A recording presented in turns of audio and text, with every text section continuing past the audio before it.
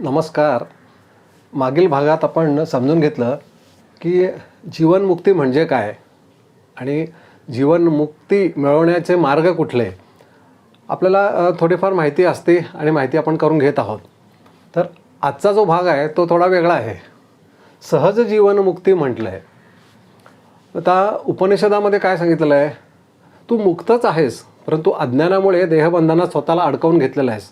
प्रत्यक्षात देह हे एक इन्स्ट्रुमेंट आहे. त्या इन्स्ट्रुमेंटच्या माध्यमातून तू जगाचा अनुभव घेतो आहेस. तू देह नाही आहेस, तू विचार नाही आहेस, मन नाही आहे, परंतु आपल्याला ते लगेच कळत नाही. म्हणून मग आपल्याला अनेक गोष्टी समजून घ्याव्या लागतात की त्याच्यातून आपण सहज जीवनमुक्त साध्य करू शकू. आज आता आपण काय समजून घेणार आहोत.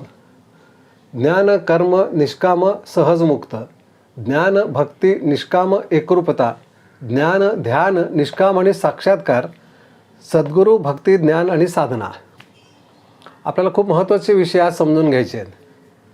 आपल्याला माहिती आहे की कर्ममार्ग आहे, भक्ती मार्ग आहे आणि ध्यान मार्ग आहे की जेणेकरून त्याच्यातून आपण जीवनमुक्त होऊ शकतो.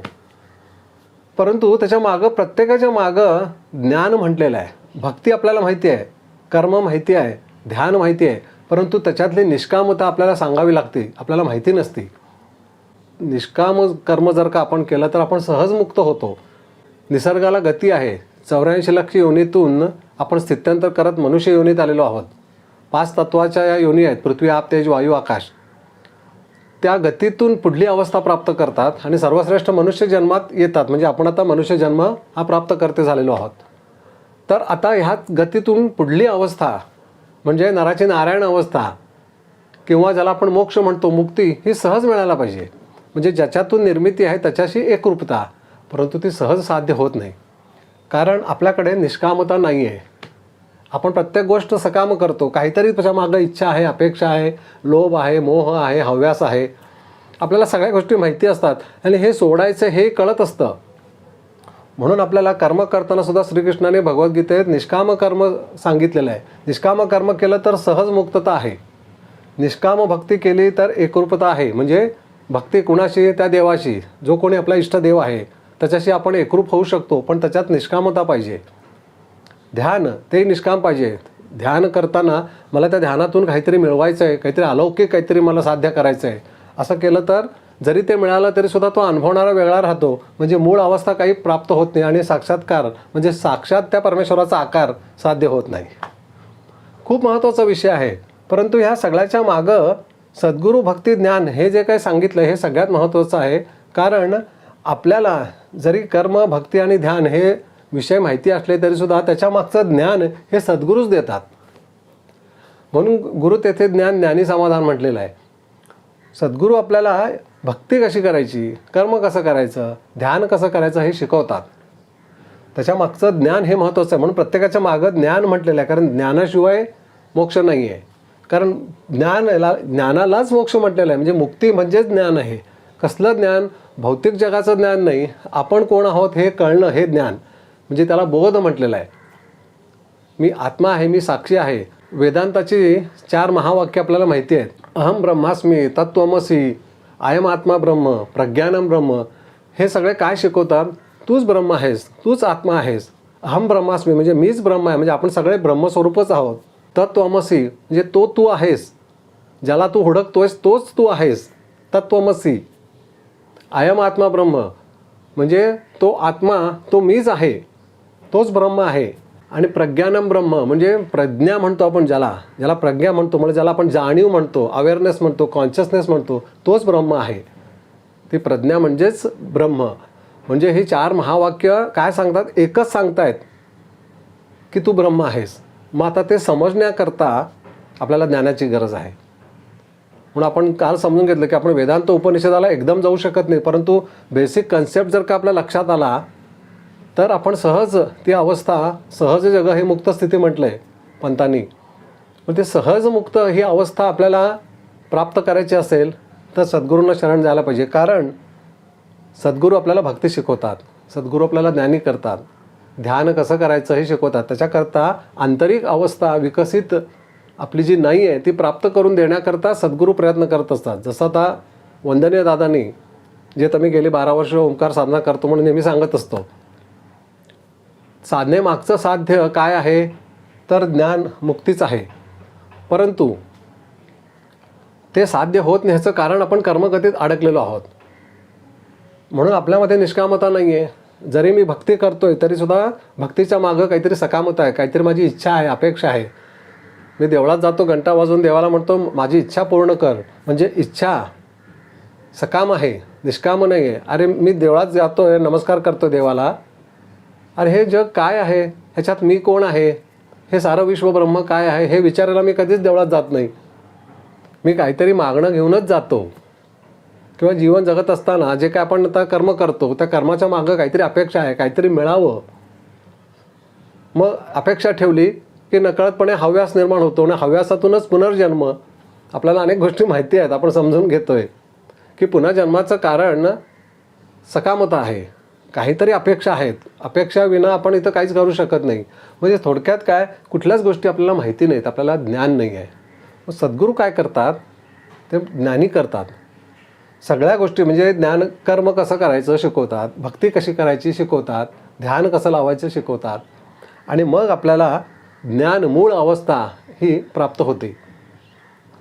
मग सद्गुरू आपल्याला ज्या वेळेला साधना शिकवतात ती साधना आपण नीट करणं, समजून करणं हे किती महत्त्वाचं आहे हे याच्यावरून लक्षात येईल. कारण आपण सद्गुरूंच्याकडे जरी गेलो तरीसुद्धा तिथं पुन्हा सकामताच असते. आपण निष्काम काहीतरी मला ज्ञानी करा म्हणून सद्गुरूंच्याकडे कधीच जात नाही. आपण काहीतरी काम घेऊनच जातो की बाबा माझ्या जीवनात समस्या आहे, मला हे पाहिजे, माझी अशी इच्छा आहे परंतु ती पूर्ण होत नाही आहे, तुमच्या कृपेनं ती पूर्ण करा. सद्गुरू म्हणतात मी काय सांगायला आलो आहे आणि हा काय मागतोय. म्हणून दादा नेहमी म्हणायचे मी जे सांगायला आलो आहे ते, जे द्यायला आलो आहे ते कोणी विचारतच नाही आहे. नको असलेल्या सगळ्या गोष्टी समोर प्रश्न हे आपण समजून घ्यायचं आहे. म्हणून साधना करताना साधनेमागचं साध्य काय आहे. आता एवढं आपण विषय ऐकतो, इतके एपिसोड झाले, जवळजवळ 150च्या वर आपण एपिसोड केले. सगळ्याच्या मागं उद्देश काय आहे, साधना नीट करणं आणि आपण ज्ञानी व्हायचं आहे. आपल्याला सद्गुरू म्हणतात तू ज्ञान हे महत्त्वाचं साध्य आहे साधनेच्या मागचं. परंतु एकदम तुला अद्वैत वेदांत उपनिषद एकदम समजणार नाहीत, कारण देह हा कर्मगतीत अडकलेला आहे, तो ऋणात अडकलेला आहे. त्याच्याभोवती अनेक वलय आहेत की ती आपल्याला जीवन जगू देत नाही आहेत नीट. साध्य काय करायचं कळतच नाही आहे. जगतोय काय मिळवतोय, अपेक्षा होत आहेत, हव्यास मोह सगळा होतोय.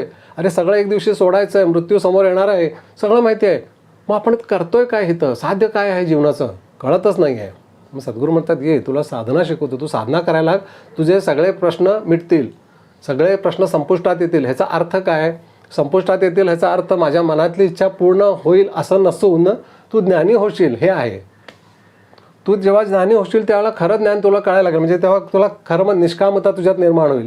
निष्काम कर्म कसं करायचं हे कळेल, भक्ती निष्काम कशी करायची ही कळेल. म्हणजे नकळतपणे होत जाते, ती करायची नाही आहे, पर्पजली करायची नाही, ती नकळत होत जाते. निष्कामतच आहे. काय मी साध्य करायचं आहे, अहम ब्रह्मास्मी, अयम आत्मा ब्रह्म, तोच ब्रह्म तोच स्वतःच आपल्या देह माध्यमातून जगाचा अनुभव घेतोय. म्हणजे निर्मिती त्याच्यातूनच आहे आणि तोच अनुभव घेतोय. मी आला कुठून, मी म्हणजे अहंकार कुठून आला, तो नाहीसा होऊन जातो. मग अहंकाराचं निर्मूलन झालं की शिल्लक कोण राहतं, ब्रह्म. तेच तर साध्य करायचं आहे. सद्गुरूंचा सांगण्याचा उद्देश सद्गुरूंचा अवतार हा मुळामध्येच त्याच्याकरता आहे. म्हणून सद्गुरू सर्वश्रेष्ठ का म्हणतो आपण, गुरु ब्रह्मा गुरु विष्णू गुरुदेव महेश्वरा, गुरु साक्षात परब्रह्म तस्मै श्री गुरुवे नमः म्हणतो आपण. साक्षात परब्रह्म अवस्थेतून ते आलेले असतात म्हणून ते सर्वश्रेष्ठ असतात. ते आपल्याला ज्ञानी करतात, सगळं आपल्याला व्यवस्थित शिकवतात आणि आपल्या आतमध्ये असलेला आपलाच आत्मा जो जागृत करतात. आपण नेहमी दृष्टांत आणि साक्षात्कार असे शब्द वापरत असतो. ते साक्षात्कारी आहेत किंवा त्यांना दृष्टांत झाला आहे. दृष्टांत होणं म्हणजे काय आणि साक्षात्कारी म्हणजे काय आपल्याला विषय माहीतच नसतो. दृष्टांत म्हणजे दृष्टीचा अंत होणं, उच्च नीच, तो खालचा हा वरचा काही नाही, सगळे एकच आहेत. एकाच ब्रह्म अवस्थेतून साऱ्या विश्वाची निर्मिती आहे. ज्याच्यातून निर्मिती आहे तो सगळ्यातच आहे ना. सोन्याचेच दागिने म्हटल्यानंतर सोनं त्या दागिन्यात असायलाच पाहिजे. मातीची भांडी म्हटलं तर सगळ्या भांड्यांमध्ये माती असायला पाहिजे. लाकडाचं फर्निचरमध्ये लाकूड असायलाच पाहिजे. लाकडाशिवाय फर्निचर होऊ शकतं का, नाही. तसं हे जे सारं विश्व आहे त्याच्यामध्ये ब्रह्म असल्याखेरीज त्याची निर्मितीच नाही, कारण अनुभव हा निर्माणच होऊ शकत नाही. अनुभवणारा कोण आहे, आपण आहे. तोच साक्षी जो देहासकट ह्या जगाचा अनुभव घेतोय. आपल्याला तिथपर्यंत जायचं आहे. आपण म्हणतो मी देहातून जगाचा अनुभव घेतो आहे, परंतु देहाचा सुद्धा अनुभव घेणारा जो आहे तो खरा साक्षी आहे. मग आता किती आपल्याला विषय समजून घ्यायचे त्याच्यावरून आपल्याला कल्पना आली असेल. सांगण्याचा उद्देश हाच की साधना नीट होणं हे फार गरजेचं असतं. जसजशी आपली साधना नीट होत जाईल तसतसं नकळतपणे आंतरिक अवस्थेत बदल व्हायला लागतात आणि मग निष्कामता निर्माण होते. पहिली पायरी तीच आहे, निष्कामता. निष्कामता निर्माण झाल्यानंतर हळूहळू सगळ्या गोष्टी ज्ञात व्हायला लागतात. मग सद्गुरू नेहमी म्हणतात, तुम्हाला ज्ञान ही अवस्था अशी सहज मिळणार नाही किंवा सहज प्राप्त होणार नाही. आंतरिक अवस्थेत बदल व्हायला पाहिजे. अवस्थेप्रत ज्ञान असं सांगितलं आहे वंदनीय दादाने. तुमची अवस्था जसजशी बदलत जाईल तसतशी ज्ञानप्राप्ती. वंदनीय दादाने जे काही विषय सांगितले सेमिनारमध्ये ते समजायला खूप अवघड जातात. याच्यामागचं कारण आपल्यामधली कमतरता आहे.